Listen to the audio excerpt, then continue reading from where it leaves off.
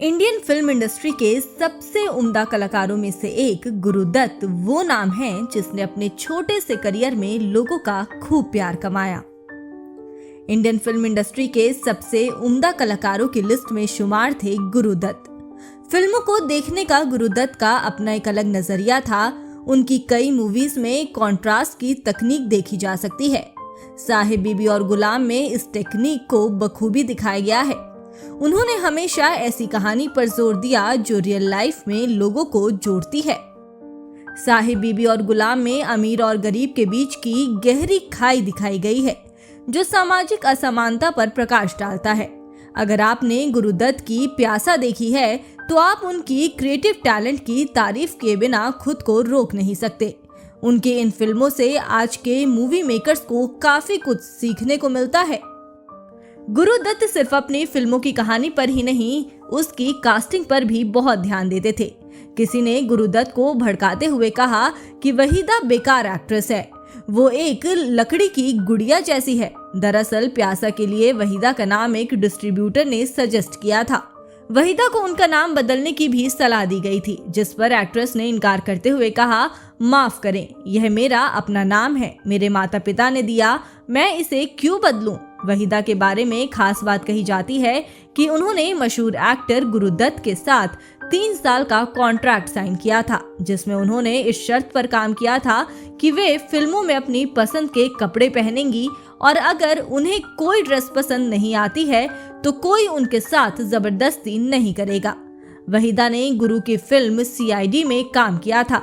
वहीं दोनों एक दूसरे के करीब आए। गुरु को वहीदा अच्छी लगने लगी थी, लेकिन गुरु पहले से शादीशुदा थे। उनकी शादी गीता बाली से हुई थी, लेकिन दोनों की शादीशुदा जिंदगी अच्छी नहीं थी और जब से वहीदा गुरु के करीब आई वे बदलने लगे थे। वहीदा की मौजूदगी उन्हें अच्छी लगने लगी। इस बात को लेकर गीता और गुरु में झगड़े होने लगे। दोनों अलग अलग रहने लगे। गुरुदत्त गीता और वहीदा में इतना कंफ्यूज हो गए कि उन्हें समझ नहीं आया आखिर वो किसे प्यार करते हैं। एक बार गुरुदत्त को रंगे हाथों पकड़ने के लिए गीता दत्त ने जाल बिछाया। गुरुदत्त के पास एक पत्र पहुंचा जिस पर वहीदा का नाम लिखा हुआ था। खत में लिखा था, मैं आपसे बात करना चाहती हूँ, सुध बुध खो चुकी हूँ, न जाने आपने क्या कर दिया है, मैं आपसे मिलना चाहती थी। इस खत को पढ़कर गुरु हैरान थे क्योंकि वहीदा से उनकी रोज मुलाकात होती थी। उन्होंने अपने दोस्त अबरार से इसकी चर्चा की। वह पहले ही नजर में भाप गए कि ये खत वहीदा ने नहीं लिखा है। सच क्या है ये पता करने के लिए दोनों नरीमन पॉइंट पहुंचे। थोड़ी देर में एक कार से गीता दत्त और उनकी दोस्त उतरी।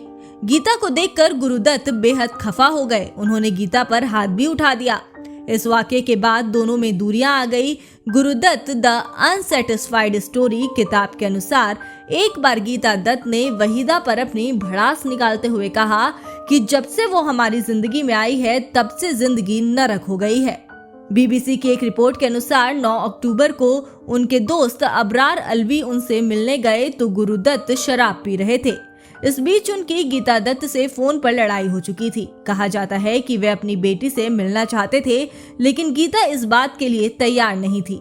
गुरुदत्त ने नशे की हालत में ही उन्हें अल्टीमेटम दिया, बेटी को भेजो वरना तुम मेरा मरा हुआ शरीर देखोगी। गुरु की जिंदगी में दर्द पहले से ही परत दर परत चढ़ा हुआ था, लेकिन इस दर्द को सहना उनके लिए मुश्किल होता जा रहा था। अबरार और गुरु ने उस रात साथ खाना खाया, फिर घर वापस लौट आए। दिन में उनके पास फोन आया कि गुरु की तबीयत खराब है। खबर पाते ही वे उनसे मिलने घर जा पहुंचे। उन्होंने देखा कि गुरुदत्त कुर्ता पैजामा पहने पलंग पर लेटे हुए थे। उनके बगल में एक गिलास रखा हुआ था जिसमें एक गुलाबी तरल पदार्थ अभी भी थोड़ा सा बचा हुआ था। अबरार के मुंह से निकला, गुरुदत्त ने अपने आप को मार डाला है। लोगों ने पूछा, आपको कैसे पता? अबरार को पता था क्योंकि वो और गुरुदत्त अक्सर मरने के तरीकों के बारे में बातें किया करते थे। गुरुदत्त ने ही उनसे कहा था, नींद की गोलियों को उस तरह लेना चाहिए जैसे माँ अपने बच्चे को गोलियां खिलाती है, पीस कर और फिर उसे पानी में घोलकर पी जाना चाहिए। अबरार ने बाद में बताया कि उस समय हम लोग मजाक में ये बातें कर रहे थे।